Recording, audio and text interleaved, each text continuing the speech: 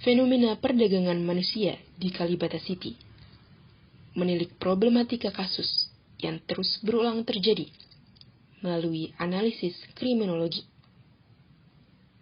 Disusun oleh kelompok silaturahmi yang beranggotakan Farel Andana, Haura Fadila, Herna Farida, dan Ines Anabel. Perbudakan merupakan fenomena yang tidak pernah hilang dan hanya tersembunyi di balik modus variatif perdagangan manusia yang terkesan manusiawi. Sebagai kawasan yang cukup strategis, Kalibata City telah lama dikenal sebagai salah satu kawasan yang rentan terhadap praktik perdagangan manusia. Ditambah dengan jejak kasus kriminal yang merajalela pada kawasan Kalibata City, tidak mengherankan bahwa sindikat perdagangan manusia juga berhasil ditemukan oleh aparat penegak hukum. Tulisan ini bertujuan untuk mendalami fenomena perbudakan modern dan perdagangan manusia yang seringkali lebih dekat dari yang kita perkirakan. Melalui rangkaian kasus yang terjadi di kawasan Kalibata City, karya ini berupaya menganalisis berbagai aspek problematika perdagangan manusia berdasarkan perspektif dan dimensi kriminologi. Sebagai isu kriminologi, fenomena di Kalibata City ini dapat dijelaskan menggunakan rational choice theory untuk memahami perilaku individu yang terlibat dalam jaringan perdagangan manusia. Outline karya ini meliputi 1. Pendahuluan 2. Rangkaian kasus 3. Dimensi kriminologi terhadap fenomena perdagangan manusia di Kalibata City 4. Dimensi kriminologi terhadap fenomena perdagangan manusia di Kalibata City dan 5. Analisis fenomena perdagangan manusia berdasarkan rational choice theory. Pendahuluan. Perbudakan merupakan hubungan sosial dan ekonomi ketika seseorang ditahan di luar kehendaknya dengan kekerasan atau ancaman kekerasan dengan sedikit atau tanpa bayaran untuk tujuan eksploitasi ekonomi. Saat ini, perbudakan seringkali dianggap sebagai fenomena kejam yang telah berakhir.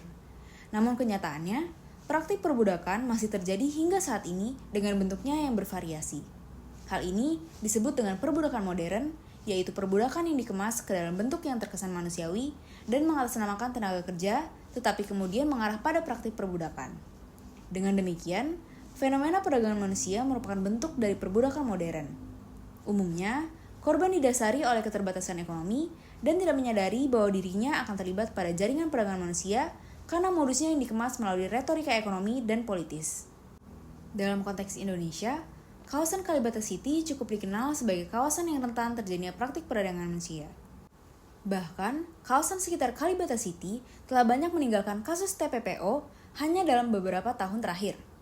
Selain itu, Polres Jakarta Selatan melapor bahwa terdapat berbagai kasus yang telah terbongkar menunjukkan adanya suatu sindikat perdagangan orang yang ditampung di kawasan Kalibata City. Hal ini menunjukkan bahwa tindakan kejahatan ini melibatkan sejumlah pihak dan suatu jaringan organisasi yang kuat. Lebih lagi, perdagangan manusia juga merupakan bisnis yang sangat menguntungkan bagi kejahatan terorganisir. Berdasarkan pernyataan tersebut, dapat ditemukan bahwa perilaku kejahatan terorganisir perdagangan manusia bertujuan untuk mendapatkan keuntungan melalui tindakannya. Hal ini dapat dianalisis melalui rational choice theory yang juga berargumen bahwa pelaku kejahatan berusaha memaksimalkan keuntungan dengan menggunakan perhitungan saat membuat keputusan untuk melakukan kejahatan. Kasus pertama, terbongkarnya sindikat perdagangan orang di apartemen Kalibata City, 8 korban berhasil diselamatkan. Terjadi pada tahun 2024. Polres Metro Jakarta Selatan berhasil membongkar sindikat perdagangan orang yang ditampung di apartemen Kalibata City, Pancoran, Jakarta Selatan. Peristiwa ini terungkap ketika seorang pria berinisial AS membuat laporan di Balai Pelayanan Perlindungan Pekerja Migran atau BP3MI Jawa Barat, karena sang istri, IF, tiba-tiba batal diberangkatkan ke Dubai sebagai pekerja migran Indonesia. Satuan Reserse dan Kriminal atau Satreskrim Polres Metro Jaksel langsung menyisir beberapa kamar apartemen yang mencurigakan. Setelah beberapa jam, ditemukan kamar yang dimaksud berada di Tower Cendana. Ketika disatroni oleh petugas kepolisian, tak hanya IF yang berada di lokasi penampungan. Yosi menuturkan bahwa di dalam kamar kami temukan 8 calon PMI dan seorang perempuan berinisial DA berumur 36 tahun. DA merupakan calo atau sindikat yang akan memberangkatkan ke 8 calon PMI ke Arab Saudi.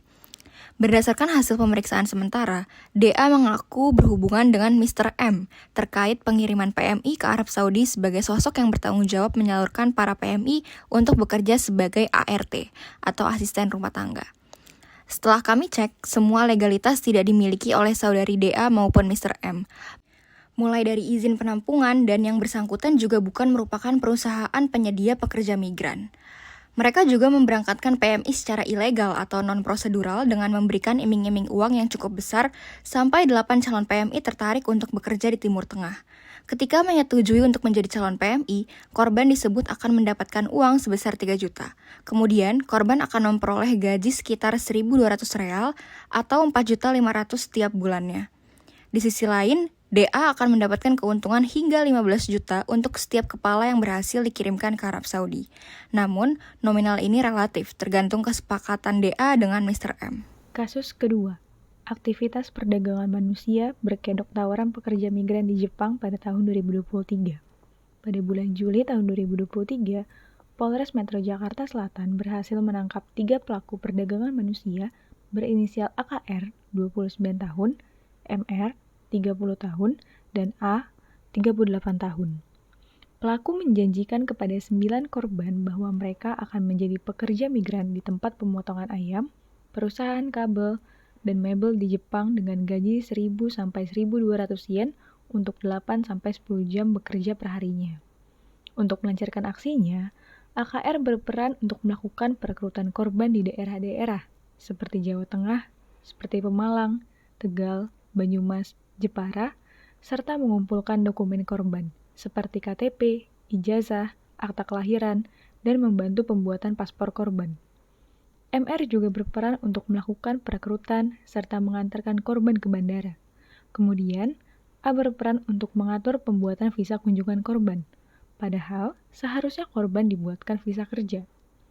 Pelaku memberitahu korban bahwa terdapat biaya yang dipersiapkan oleh korban sebelum untuk diberangkatkan, seperti untuk pembuatan paspor dan akomodasi, yaitu korban diharuskan untuk membayar sebesar 85-95 juta rupiah kepada pelaku. Bahkan, korban dibujuk untuk menggadaikan sertifikat rumah dan sawahnya untuk membayar biaya persiapan tersebut. Korban mendapatkan pelatihan bahasa di tempat yang tidak memiliki sertifikat pelatihan selama seminggu di Cirebon, Jawa Barat. Kemudian, korban dipindahkan dan ditampung di apartemen Kalibata, Jakarta Selatan selama seminggu. Sebelum 9 korban diberangkatkan ke Jepang, polisi berhasil menangkap dan menggagalkan rencana pelaku yang tidak sesuai dengan prosedur terlebih dahulu. Pelaku dijerat dengan pasal 81 Undang-Undang Nomor 18 Tahun 2017 tentang Perlindungan Pekerja Migran Indonesia dengan ancaman maksimal 10 tahun penjara dan denda maksimal 5 miliar. Dan atau Pasal 2 Undang-Undang Nomor 21 Tahun 2008 tentang Pemberantasan Tindak Pidana Perdagangan Orang dengan ancaman maksimal 15 tahun penjara dan denda maksimal 600 juta rupiah. Kasus ketiga, prostitusi anak di apartemen Kalibata City 2020. Pada tahun 2020, Polres Metro Jakarta Selatan berhasil menangkap 6 pelaku terduga praktik prostitusi anak. 6 pelaku tersebut yaitu AS 17 tahun, NA 15 tahun, NTG 16 tahun, ZMR 16 tahun, CF 29 tahun, dan NF 19 tahun. Penangkapan ini diawali dengan adanya laporan anak hilang berinisial JO sejak 31 Desember 2019. Berdasarkan hasil penyelidikan, polisi menemukan jejak korban berada di apartemen Kalibata City dan telah menjadi korban dari praktik prostitusi anak bersamaan dengan 3 korban lainnya. Modus praktik prostitusi anak tersebut ditelusuri berdasarkan iming-iming pekerjaan dengan penghasilan besar kepada korban. Korban akan diiklankan di media sosial dan dipaksa melakukan hubungan seksual kepada 4 pelanggan dalam sehari dengan tarif sebesar 350 hingga 900 ribu rupiah. Para korban juga mengalami bentuk-bentuk penyiksaan dan kekerasan seksual oleh pelaku. Dalam menjalankan praktik ini, ke-6 pelaku memiliki peran masing-masing. JF berperan dalam mengiklankan korban ke aplikasi micat dan media sosial, serta menerima pembayaran. AS berperan dalam mencekoki korban minuman keras, merekam korban dalam kondisi tak berpakaian, menginstruksikan pelaku lain untuk mengikat korban, serta mengelola hasil prostitusi. Namun, AS juga merupakan korban dari pelaku JF karena turut dijual dan dieksploitasi secara seksual. Sementara itu, NA dan MTG berperan dalam melakukan tindakan penyiksaan terhadap korban, seperti menggigit, memukul, menendang, dan menyetubuhi korban. Pelaku lainnya turut berperan dalam menjual korban, melakukan penyewaan kamar apartemen harian dengan biaya sewa Rp350.000, dan memaksa korban untuk melakukan hubungan seksual. Berdasarkan hal tersebut, para pelaku ditetapkan sebagai tersangka dan dijerat pasal 76C Jungto pasal 80 Undang-Undang Nomor 35 Tahun 2004 dan pasal 76 ayat 1 Jungto pasal 8 Undang-Undang Nomor 35 Tahun 2004 tentang perlindungan anak. Sementara itu, pelaku AS, NA, MTG, dan ZMR ditahan di rumah tahanan Kementerian Sosial karena masih di bawah umur, serta JF dan NF mendekam di rutan Polres Metro Jakarta Selatan. Menurut laporan Direktorat Reserse Kriminal Umum di Treskrimum, Polda Metro Jaya, kasus serupa pernah terjadi pada tahun 2018 di apartemen Kalibata City, Jakarta Selatan. Laporan ini didasarkan pada informasi masyarakat yang tinggal di daerah tersebut bahwa terdapat praktik prostitusi anak di apartemen tersebut. Berdasarkan hasil penyelidikan, kepolisian menangkap 3 pelaku, yaitu SBR, TM, dan RMV, serta menyita bukti berupa uang Rp1 juta yang diduga merupakan hasil transaksi prostitusi. Praktik ini dijalankan dengan turut menggunakan aplikasi media sosial sebagai perantara perdagangan seksual. Analisis berdasarkan dimensi kriminologi. Analisis berdasarkan dimensi kejahatan. Apabila dilihat dari dimensi kejahatan yang dilakukan, yang terjadi pada ketiga kasus di apartemen Kalibata City tersebut adalah perdagangan manusia. Human trafficking menurut definisi United Nations dalam Purmokhtari tahun 2015 adalah perekrutan, pengiriman, pemindahan, penampungan, atau penerimaan orang dengan ancaman atau penggunaan kekerasan atau bentuk pemaksaan lainnya untuk memperoleh persetujuan dari orang yang memegang kendali atas orang lain untuk tujuan eksploitasi. Eksploitasi ini termasuk sekurang-kurangnya eksploitasi melacurkan orang lain atau bentuk-bentuk lain dari eksploitasi seksual, kerja atau pelayanan paksa, perbudakan, atau praktek-praktek serupa perbudakan, penghambaan, atau pengangkatan organ. Aktivitas atau kegiatan penyeludupan pekerja migran ini merupakan salah satu penyebab dari perbudakan modern. Sepengertian modern slavery menurut Konvensi Perbudakan Liga Bangsa-Bangsa pada tahun 1926 adalah perbudakan sebagai status atau kondisi seseorang di mana salah satu atau semua kekuasaan yang melekat pada hak kepemilikan dijalankan. Gambaran dari modern slavery ini dapat diringkas dengan 3 unsur untuk perbudakan modern. Unsur pertama adalah kontrol seseorang atas orang lain, unsur kedua aspek yang tidak disengaja dalam hubungan mereka, dan ketiga unsur eksploitasi. Disebutkan dalam Mende tahun 2019. Yang perlu di-highlight dari dimensi ini adalah aktivitas perdagangan manusia kebanyakan mengarah kepada pengiriman tenaga kerja ilegal atau non-prosedural. Beberapa kasus yang terjadi di apartemen Kalibata City merupakan manifestasi dari bentuk perbudakan modern dengan menekankan unsur eksploitasi yang mana dalam beberapa keterangan korban menekankan pada adanya kesepakatan gaji yang hanya melalui perjanjian lisan saja. Lalu yang kedua adalah dimensi pelaku. Dalam hal ini, pelaku adalah seseorang atau pihak yang melakukan sebuah tindak kejahatan perdagangan orang. Dari beberapa kasus yang dibahas dalam tulisan ini, rata-rata pelaku yang ditangkap lebih dari 1, bisa 3-5 orang, dan dapat diasumsikan masih ada pelaku-pelaku lain di baliknya. Pelaku kejahatan perdagangan manusia bukan hanya pelaku perseorangan, tetapi merupakan kumpulan beberapa orang yang tergabung dalam sebuah sindikat atau organisasi kejahatan yang di dalamnya memiliki struktur jabatan yang jelas dan kerjasama berbagai pihak dengan tujuan mencari keuntungan. Perdagangan manusia sendiri merupakan kejahatan dengan cara kerja yang kompleks, sehingga kejahatan ini memang paling memungkinkan untuk dilakukan oleh sebuah organisasi dengan banyak sumber daya dan koneksi yang tersebar, bahkan sampai tingkat pemerintah suatu negara. Pengertian criminal organization sendiri menurut European Union adalah perkumpulan 2 orang atau lebih yang berlangsung lama dan terstruktur, yang bertindak bersama-sama dengan maksud untuk melakukan kejahatan atau pelanggaran lain. Hukuman yang berat, baik kejahatan atau pelanggaran tersebut, merupakan tujuan akhir atau sarana untuk memperoleh keuntungan material dan jika perlu mempengaruhi secara tidak wajar jalannya otoritas publik. Disebut dalam Wright tahun 2006. Organized crime terus memproduksi akumulasi sumber daya dengan cara menarik target di tingkat lokal dan kemudian menginvestasi keuntungannya di ranah pasar global. Dapat dilihat dari kasus-kasus di atas, pelaku yang merupakan sebuah sindikat merekrut banyak calon pekerja migran dari region lokal dengan iming-iming gaji besar untuk dijadikan budak dalam pasar global di luar negeri. Dalam hal ini, mereka menggabungkan dimensi lokal dan global dari segi kekuasaan dan juga pasar. Armau, tahun 2014. Analisis berdasarkan dimensi kriminologi selanjutnya adalah korban.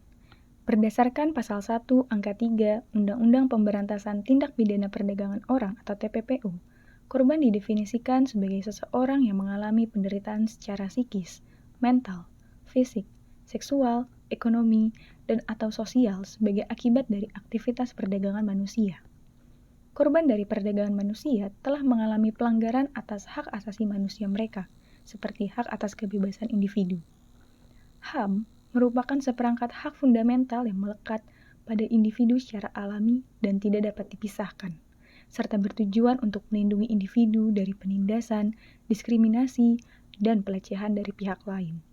Secara hukum internasional, Perserikatan Bangsa-Bangsa atau PBB telah mengeluarkan di Universal Declaration of Human Rights bahwa hukum harus melindungi hak asasi manusia setiap individu tanpa terkecuali.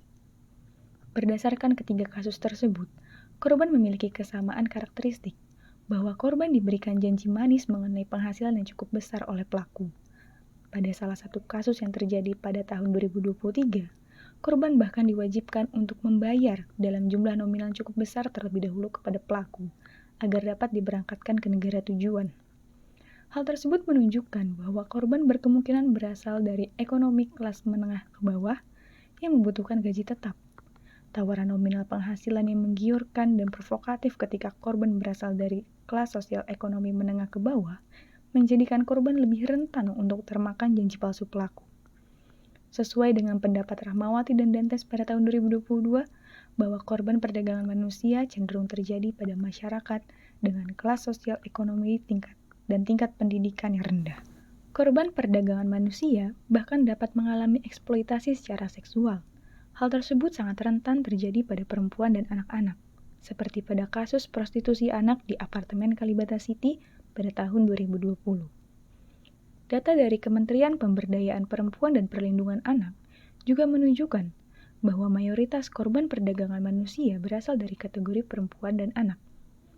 Menurut Widyartana dalam Rahmawati dan Dantes pada tahun 2022, korban dari perdagangan manusia terbagi ke dalam dua kategori, yaitu korban langsung dan korban tidak langsung. Korban langsung merupakan pihak yang menjadi target atau objek secara langsung dari aktivitas perdagangan manusia. Sedangkan korban tidak langsung merupakan pihak yang tidak menjadi sasaran langsung pelaku, tetapi turut mengalami penderitaan yang diakibatkan dari aktivitas perdagangan manusia. Perdagangan manusia tidak hanya menjadi suatu kejahatan yang merugikan dari bentuk tindakannya yang melanggar hak asasi manusia, tetapi juga dengan dampak yang ditimbulkan bagi korban. Analisis dimensi kriminologi yang keempat, yaitu reaksi sosial. Bryan dan Landman melakukan observasi dan evaluasi terhadap program-program anti perdagangan manusia, kemudian menemukan 3 poin utama, yaitu 1. Dampak kampanye oleh publik harus menargetkan komunitas tertentu dengan pesan yang jelas agar lebih berpengaruh. 2. Desakan pengesahan undang-undang kepada pemerintah akan sangat berdampak, tetapi tetap membutuhkan waktu yang cukup lama. Dan 3.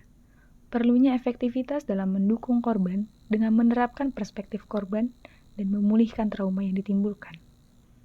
Perlindungan atas hak asasi manusia merupakan salah satu kewajiban yang sudah seharusnya ditegakkan oleh negara. Dalam konteks reaksi sosial formal, Indonesia telah meratifikasi di Universal Declaration of Human Rights dengan disahkannya Undang-Undang Nomor 39 Tahun 1999 tentang Hak Asasi Manusia dan Undang-Undang Nomor 21 Tahun 2007 tentang Pemberantasan Tindak Pidana Perdagangan Orang atau TPPO. Meskipun pemerintah telah mengesahkan undang-undang tersebut, tetapi pada kenyataannya aktivitas perdagangan manusia masih kerap terjadi hingga saat ini. Kompleksitas perdagangan manusia, mulai dari proses rekrutmen pekerja, pemalsuan data atau dokumen, perpindahan pekerja, hingga penyalahgunaan kekuasaan menjadi tantangan tersendiri dalam mengentaskan tindak pidana perdagangan manusia. Selain berfokus pada pelaku, sistem peradilan pidana juga harus melihat perspektif korban dalam isu perdagangan manusia, karena korban telah mengalami berbagai kerugian dengan memberikan kompensasi ataupun membantu proses pemulihan trauma korban. Dalam konteks reaksi sosial nonformal, reaksi publik terhadap isu perdagangan manusia dapat menjadi salah satu upaya pengendalian sosial. Sebagai upaya dalam meningkatkan kesadaran masyarakat akan isu perdagangan manusia, PBB melakukan kampanye digital melalui tagar #EndHumanTrafficking untuk memperingati Hari Anti Perdagangan Manusia Sedunia pada tahun 2023. Melalui kampanye digital tersebut, PBB berlandaskan pada tema yang diusung, yaitu Reach Every Victim of Trafficking, Leave No One Behind. Melalui tema dan tagar tersebut, masyarakat diharapkan dapat memiliki kesadaran bahwa isu perdagangan manusia menjadi isu nyata yang sudah seharusnya mendapatkan perhatian lebih, karena telah menimbulkan berbagai kerugian. Dilansir oleh Agus Duka tahun 2023, gerakan kampanye anti perdagangan manusia telah dilakukan oleh sekelompok anak muda di Nusa Tenggara Timur atau NTT untuk meningkatkan kesadaran serta pemahaman masyarakat mengenai isu perdagangan manusia. Kampanye tersebut dilakukan melalui media sosial sebagai tempat banyaknya terjadinya perekrutan pekerja migran ilegal. Selain itu, gerakan tersebut juga dilakukan melalui sosialisasi secara langsung pada sejumlah masyarakat NTT dikarenakan maraknya kasus perdagangan manusia yang terjadi di NTT. Kampanye-kampanye tersebut menjadi upaya yang dapat dilakukan oleh masyarakat maupun pemerintah dalam upaya mencegah timbulnya aktivitas perdagangan manusia baru. Analisis berdasarkan perspektif kriminologi. Analisis berdasarkan perspektif hukum. Kerangka hukum merupakan bagian dari bentuk reaksi sosial atas suatu fenomena kejahatan yang bertujuan untuk mengendalikan perilaku-perilaku yang didefinisikan sebagai kejahatan menurut hukum. Berdasarkan hasil analisis dimensi kriminologis, fenomena perdagangan manusia yang marak terjadi di kawasan Kalibata City diidentifikasi sebagai bentuk kejahatan karena manifestasi aktivitasnya yang sejalan dengan unsur-unsur perdagangan manusia. Unsur-unsur tersebut mencakup cara, proses, dan tujuan yang mengakibatkan kerugian bagi korban secara psikis, fisik, seksual, material, hingga berujung pada adanya bentuk pelanggaran hak asasi manusia. Hal tersebut tercermin dalam uraian kasus, bahwa para pelaku perdagangan manusia seringkali menggunakan cara penipuan dan melakukan aksi ilegal, seperti pemalsuan dokumen untuk mengeksploitasi korban demi keuntungan ekonomi. Dalam hal ini, pelaku berupa sebuah kelompok terorganisir dan memiliki peran masing-masing untuk menjerat korban perdagangan manusia melalui cara-cara ilegal. Dengan demikian, tindak pidana perdagangan orang merupakan salah satu jenis dari tindakan atau perbuatan yang dapat didefinisikan sebagai kejahatan, dan kejahatan dalam istilah yuridis disebut sebagai tindak pidana. Berdasarkan aktivitas tersebut, pelaku dapat dihukum berdasarkan ketentuan di dalam Undang-Undang Nomor 21 Tahun 2007 tentang Pemberantasan Tindak Pidana Perdagangan Orang atau TPPO. Undang-undang ini menjadi pedoman nasional dalam mengakomodasi kasus-kasus tindak pidana perdagangan manusia di Indonesia, bersamaan dengan peraturan hukum lainnya, seperti Kitab Undang-Undang Hukum Pidana atau KUHP, Undang-Undang Nomor 39 Tahun 1999 tentang Hak Asasi Manusia, dan Undang-Undang Dasar tahun 1945.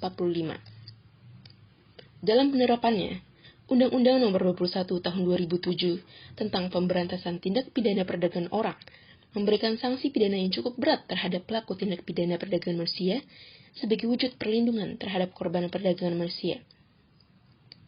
Ketentuan pidana terdapat dalam pasal 2 hingga pasal 23 Undang-Undang Nomor 21 Tahun 2007 tentang Pemberantasan Tindak Pidana Perdagangan Orang. Seperti yang tercantum dalam pasal 2 bahwa setiap orang yang melakukan perekrutan, pengangkutan, penampungan, pengiriman, pemindahan, atau penerimaan orang dengan ancaman kekerasan, penggunaan kekerasan, penculikan, penyekapan, pemalsuan, penipuan, penyalahgunaan kekuasaan atau posisi rentan, penjeratan uang, penjeratan utang atau memberi bayaran atau manfaat, walaupun memperoleh persetujuan dari orang yang memegang kendali atas orang lain untuk tujuan mengeksploitasi orang tersebut di wilayah negara Republik Indonesia. Dipidana dengan pidana penjara paling singkat 3 tahun dan paling lama 15 tahun, dan pidana denda paling sedikit 120 juta rupiah dan paling banyak 600 juta rupiah. Dapat tercermin bahwa Undang-Undang TPPO secara tegas merumuskan sanksi terhadap pelaku perdagangan manusia dan dapat dikategorikan beberapa pelaku yang dapat dijerat pasal tersebut. Antara lain agen perekrut tenaga kerja, baik secara legal ataupun ilegal, agen atau calo yang mendatangi komunitas masyarakat, majikan yang bertindak eksploitatif terhadap korban, pemerintah dalam hal pemalsuan dokumen hingga pengabaian pelanggaran mekanisme perekrutan kerja, serta pemilik perusahaan atau rumah bordil yang melakukan pemaksaan kerja atau tidak membayar gaji pekerja. Di samping UU TPPO, Undang-Undang Nomor 39 Tahun 1999 tentang Hak Asasi Manusia memiliki keterkaitan erat dalam pertimbangan sanksi hukuman pelaku perdagangan manusia, karena sejatinya korban adalah hak seseorang individu yang memiliki hak dasar. Dalam Burke 2022 disebutkan beberapa hak asasi manusia yang relevan dengan fenomena perdagangan manusia, yaitu hak untuk hidup, hak kebebasan dan keamanan, hak untuk tidak menjadi sasaran penyiksaan dan atau perlakuan atau penghukuman yang kejam, tidak manusiawi, dan merendahkan martabat manusia, hak untuk tidak dijadikan budak, penghambaan, kerja paksa atau kerja ijon, hak untuk bebas dari kekerasan gender, hak untuk kebebasan berserikat, hak atas kebebasan bergerak, hak atas dasar kesehatan fisik dan mental tertinggi yang dapat dicapai, hak atas kondisi yang adil dan menguntungkan pekerjaan, hak atas standar hidup yang layak, hak atas jaminan sosial, hak anak atas perlindungan khusus, hak untuk tidak didiskriminasi berdasarkan ras, warna kulit, jenis kelamin, bahasa, agama, politik, atau pendapat lain, asal-usul kebangsaan atau sosial, harta benda, kelahiran, atau status lainnya. Namun, berdasarkan uraian kasus dapat terlihat bahwa visi korban untuk mendapatkan pekerjaan yang aman dan dapat meningkatkan kesejahteraan dirinya dilanggar oleh pelaku dengan sejumlah cara yang tidak mengedepankan prinsip hak asasi manusia. Pelanggaran-pelanggaran ini terjadi pada berbagai tahap proses perdagangan manusia, dan seringkali lebih dari satu hak dilanggar dalam satu waktu. Hal ini memungkinkan seseorang untuk kehilangan otonomi atas dirinya, seiring dengan dilanggarnya hak asasi manusia mereka di berbagai tahap proses perdagangan manusia. Dalam skala internasional, terdapat protokol anti perdagangan manusia PBB yang dikeluarkan oleh Badan Penegak Hukum atau Komisi Kejahatan PBB. Protokol ini ditulis dengan kerangka pemberantasan kejahatan yang menekankan hukuman di atas tindakan perlindungan. Protokol ini merupakan tambahan dari Konvensi menentang Kejahatan Transnasional Terorganisir atau juga disebut sebagai Perjanjian Palermo yang diadopsi pada tanggal 15 November tahun 2000 oleh Majelis Umum PBB. Dengan adanya ketentuan hukum yang disepakati secara internasional, dapat memperkuat penegakan hukum atas kejahatan perdagangan manusia. Namun, meskipun telah terdapat sejumlah kerangka hukum nasional dan internasional, kasus perdagangan manusia masih sering terjadi, seperti halnya di kawasan Kalibata City yang sering dilaporkan terdapat aktivitas-aktivitas perdagangan manusia. Fenomena ini menyeratkan bahwa seolah kerangka penegakan hukum belum cukup mampu mengakomodasi upaya pengendalian terhadap aktivitas perdagangan manusia. Soehardin 2008 menyebutkan bahwa hal ini terjadi karena penegakan hukum tersebut masih sedikit lemah dengan adanya kecenderungan aparat penegak hukum yang menggunakan kitab undang-undang hukum pidana daripada UU TPPO dan kesulitan dalam upaya pembuktian kejahatan perdagangan manusia. Analisis lain turut menyatakan bahwa masalah pendefinisian dalam kerangka hukum, variasi modus operandi dan keterlibatan organized crime, permasalahan bahwa perdagangan manusia adalah kejahatan yang sulit dideteksi karena perbedaan statistik kejahatan, kelemahan internal lembaga penegakan hukum, kurangnya kesadaran masyarakat dalam pelaporan kasus, kurangnya sosialisasi peraturan perundang-undangan TPPO, hingga masalah struktural seperti kemiskinan dan pengangguran yang berimplikasi pada efektivitas kerangka hukum dalam mengendalikan aktivitas perdagangan manusia. Negara memiliki kewajiban dalam melindungi warga negaranya dari segala bentuk aktivitas yang dapat merugikan dan mengganggu stabilitas negara, kekerasan, diskriminasi, dan kejahatan. Secara politis, hal-hal tersebut diwujudkan dengan penyusunan kebijakan yang didasarkan pada prinsip perlindungan, baik secara nasional maupun internasional. Dalam konteks kejahatan perdagangan manusia yang masih marak terjadi di Indonesia, seperti dalam kasus-kasus di kawasan Kalibata City, dapat ditelusuri bahwa perlunya peningkatan kualitas implementasi kebijakan kriminal tentang perdagangan manusia dengan merefleksikan sistem politik internal. Dalam tingkat ASEAN, terdapat bentuk kerjasama Indonesia dalam upaya pengendalian perdagangan manusia pada perumusan ASEAN Convention Against Trafficking in Persons, especially Women and Children, sebagai dasar hukum kerjasama di kawasan Asia Tenggara. Rencana Kerja Pemberantasan Trafficking in Person atau Bohol TIP Work Plan yang berfokus pada pencegahan, perlindungan korban, penegakan hukum, dan kerjasama eksternal. ASEAN Regional Forum, serta ASEAN Intergovernmental Commission on Human Rights. Dalam kategori organisasi internasional, terdapat kerjasama internasional melalui International Organization for Migration dengan memperjuangkan HAM dan TPPO dengan salah satu programnya tentang peningkatan manajemen migrasi. Beberapa bentuk kerjasama eksternal tersebut menjadi sebuah upaya penal dan non-penal dalam pengendalian terhadap perdagangan manusia.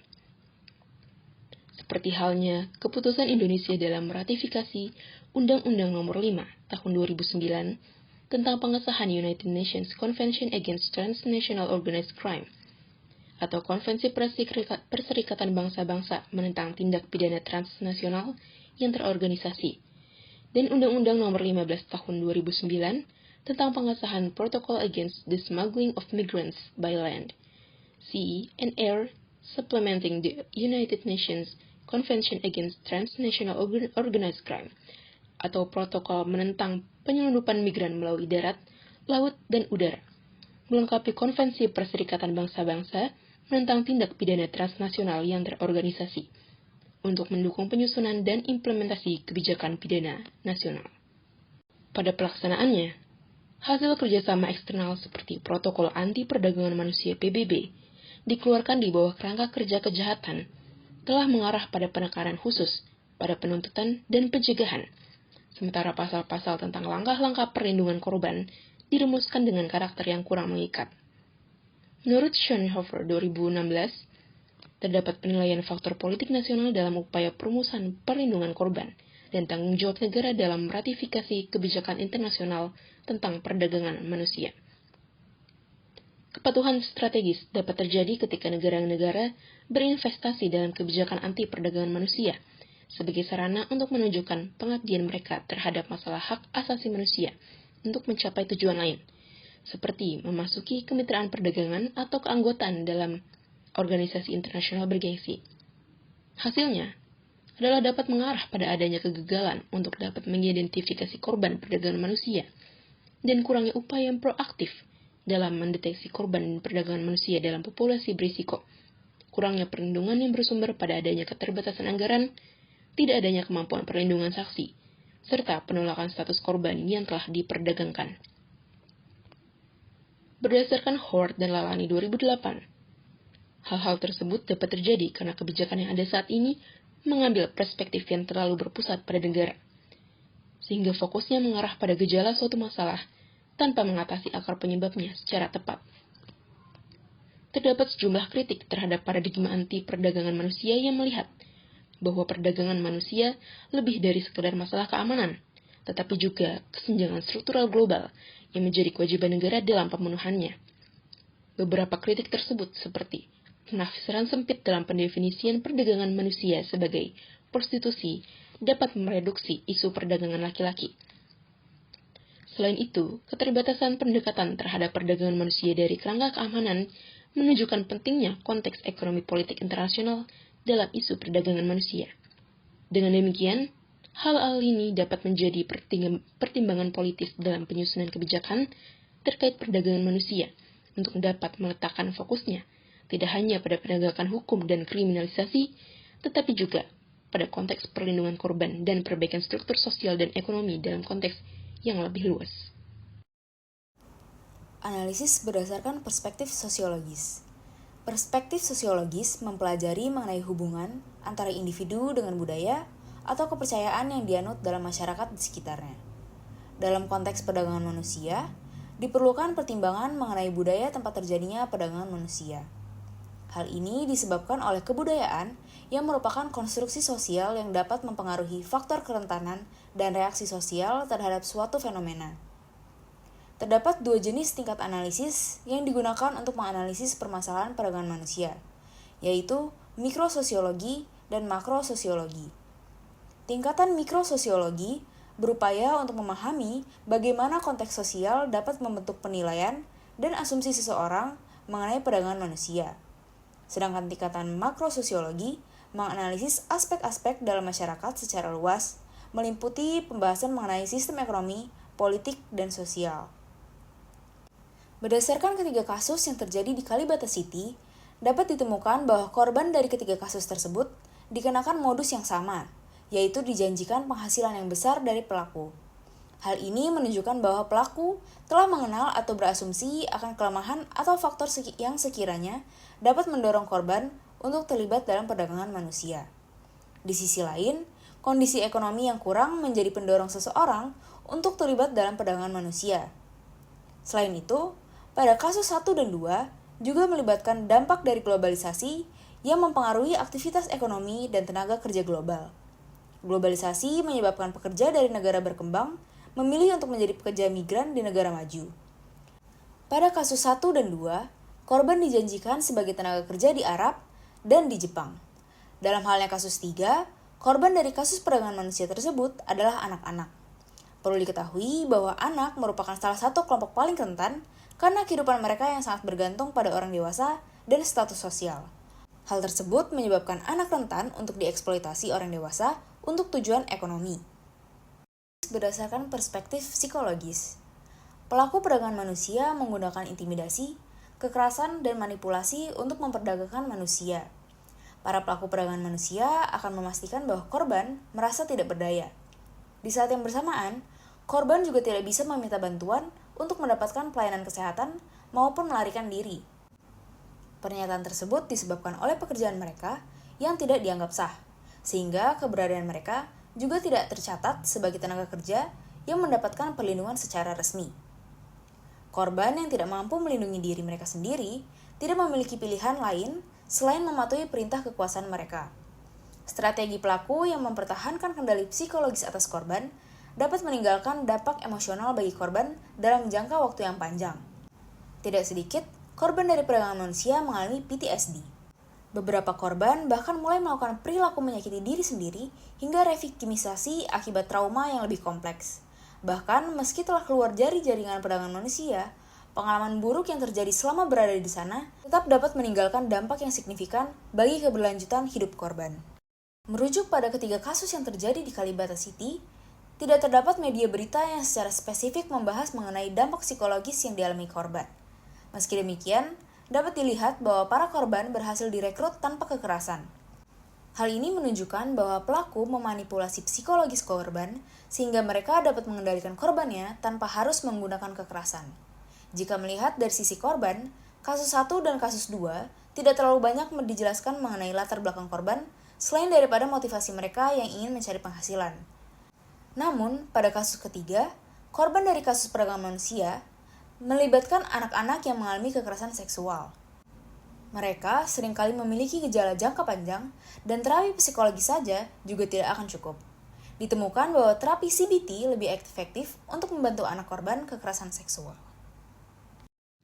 Analisis berdasarkan rational choice theory. Rational choice theory merupakan sebuah istilah payung untuk beberapa teori yang menempatkan kejahatan sebagai pilihan seorang pelaku. Dalam teori ini, motivasi seorang pelaku dalam melakukan kejahatan terkait dengan pemenuhan kebutuhannya. Dapat didefinisikan bahwa rasionalitas merupakan proses pengambilan keputusan untuk menentukan kesempatan yang tepat dalam pemenuhan kebutuhan. Dalam proses pengambilan keputusan dibedakan menjadi involvement decisions dan event decisions. Involvement decisions merupakan pilihan untuk melibatkan diri dengan sebuah pelanggaran, melanjutkan sebuah pelanggaran, atau menarik diri dari melakukan sebuah pelanggaran. Kemudian, event decisions diartikan sebagai penentuan cara-cara pelaku untuk melaksanakan sebuah pelanggaran. Jika cara tersebut mudah, pemilihan keterlibatan bertambah banyak keuntungannya. Namun, jika cara tersebut sulit, keterlibatan berkurang banyak keuntungannya. Menurut Williams dan McShane tahun 2018. Dari beberapa kasus perdagangan manusia di apartemen Kalibata City, pelaku yang merupakan seorang calo atau sindikat melakukan hal tersebut karena ada nominal yang telah dijanjikan apabila ia berhasil merekrut calon pekerja migran yang mau diterbangkan ke luar negeri. Dengan keuntungan yang akan didapat, pelaku memilih untuk melibatkan dirinya sendiri ke dalam aktivitas perdagangan manusia sebagai salah satu mata rantai pendistribusian pekerja migran ilegal atau yang disebut dengan istilah involvement decisions. Dalam hal ini, pelaku menjadi agen penyalur pekerja migran yang berasal dari daerah-daerah terpencil di Indonesia merupakan apa yang disebut sebagai event decisions. Tergabung dalam sebuah sindikat dan menjadi calo adalah cara yang digunakan oleh pelaku untuk mendapat keuntungan dari kejahatannya. Kaitannya dengan fenomena. Apabila dikaitkan dengan fenomena perdagangan manusia di kawasan Kalibata City seperti 3 contoh kasus sebelumnya, pelaku menjadikan apartemen Kalibata City sebagai markas penampungan korban perdagangan manusia.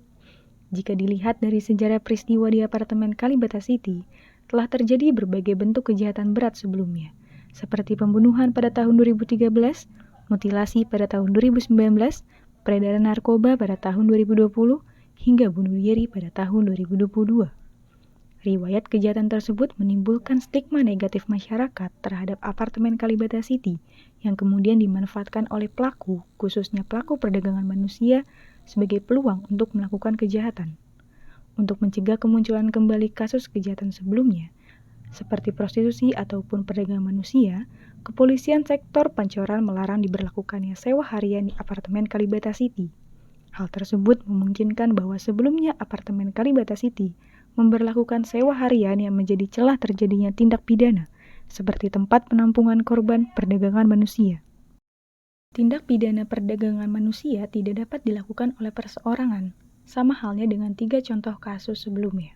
Hal tersebut menunjukkan adanya pembagian kerja atau peran yang terstruktur dalam aktivitas perdagangan manusia, seperti ada pihak yang bertanggung jawab atas perekrutan, pemalsuan dokumen, hingga pemindahan korban dari suatu tempat ke tempat lain. Struktur kelompok atau organisasi yang jelas tersebut menjadikan tindak pidana perdagangan manusia dijalankan secara terorganisir dan sulit untuk dilacak oleh kepolisian, terutama ketika tindak pidana terjadi melintasi batas negara. Hal tersebut mempersulit penangkapan pelaku, karena aparat penegak hukum harus bekerja sama dengan negara lain yang belum tentu memiliki peraturan yang sama mengenai perdagangan manusia.